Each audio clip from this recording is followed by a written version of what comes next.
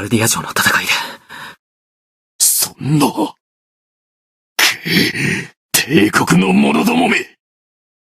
アルバート、私は奪われたラングリッサーを取り戻すために、このまま帝国と戦うつもりだ。無論です。それでは、砦は副官に任せ、私は王子と参ります。ああ、助かる。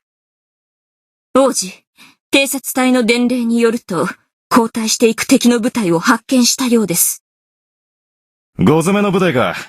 先遣隊が攻撃に失敗したから、そのまんまトンズラしようってところだろうな。見逃す手はないな。よし、このまま追撃するぞ。